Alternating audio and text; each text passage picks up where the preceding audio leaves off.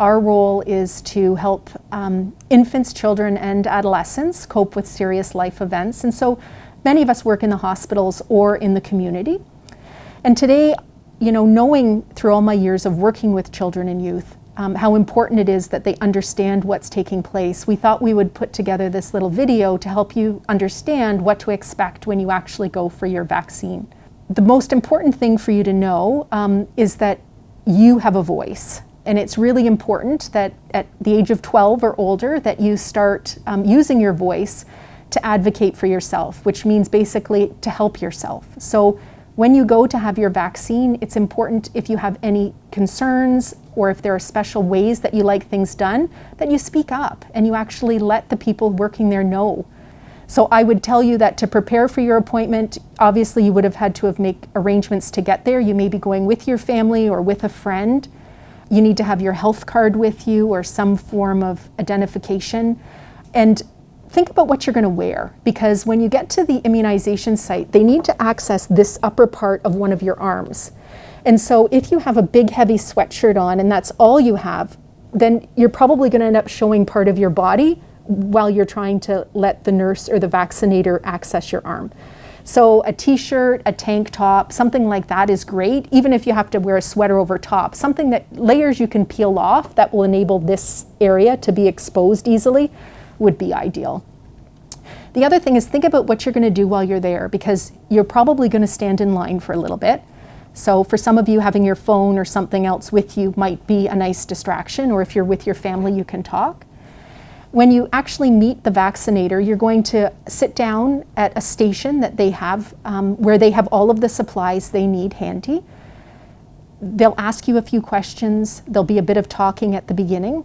And then when it becomes time to actually receive the vaccine, this is when you can speak up and tell them what you want. So some people, for example, like to count to 3. And so it would be important to let the vaccinator know that. I would like you to count to 3 and give the vaccine right after 3, so on what would be number 4.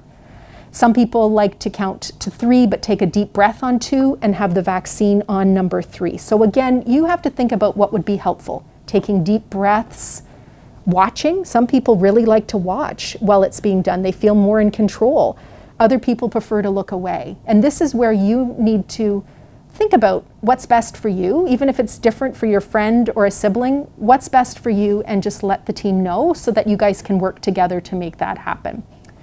After you've explained what you would like, the next part in the process of receiving a needle is actually to clean your skin. So the person will clean your skin with an alcohol wipe, so cold and wet, has quite a strong smell to it, and that's what's used to help take away the germs that might be on the surface of your skin to prevent infection. So a little bit of cold and wet. And then after that, they'll go ahead and provide the immunization.